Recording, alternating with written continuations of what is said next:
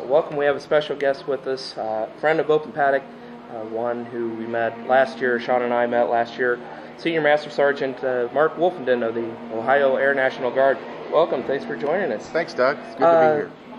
Tell us what you're doing here at Mid-Ohio and why Mid-Ohio specifically.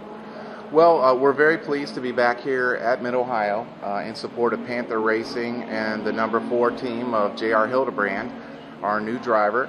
And we've got a great relationship out here with not only Mid-Ohio but with Panther Racing. And there's a lot of things that come out of this relationship.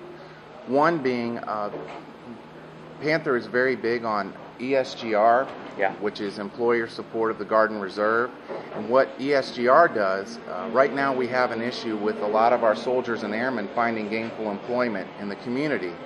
The economy's tough, and we've got a lot of people out there who are soldiers and airmen in the Air and Army National Guard who are looking for employment. So the ESGR team assists our folks in finding gainful employment and also resolving issues that they might have with prospective employers concerning deployments and things like that, and just talking to employers and getting them to understand sometimes what the laws are and things regarding deployments and hiring of veterans. Also, we work very closely with Panther on what is called the Hometown Hero. Yes. And at each one of the tracks, Panther recognizes one of our soldiers for usually their deployment efforts, and they present them with a plaque and basically a trophy.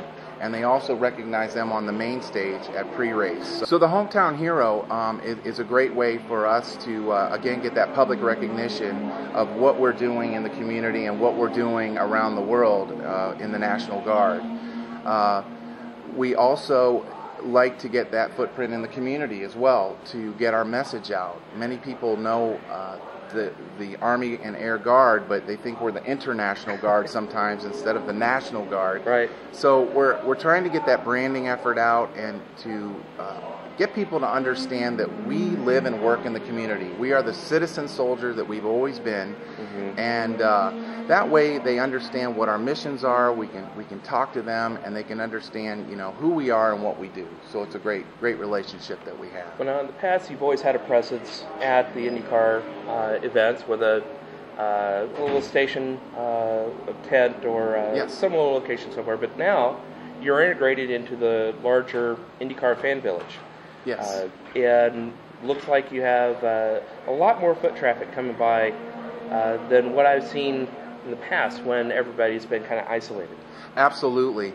And they've done a really great job with the fan zone. They've basically taken a concept and they've evolved it each year. It gets better and better.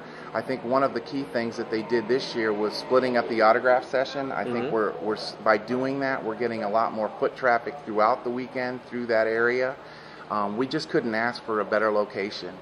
We've got our simulator out there, actually, of the number 4 car, so folks can come out and actually sit in a prototype Indy car and drive a simulator of the Mid-Ohio track. So you have the Mid-Ohio track loaded in. Yes, we do. And so they can go out and drive the track that they watch J.R. Hildebrand out there racing. Absolutely. And minus the G-forces, they can get a feel for the power that these cars have and get that experience. So. Oh, outstanding. Yes. Well, thank you very much for joining us, Mark.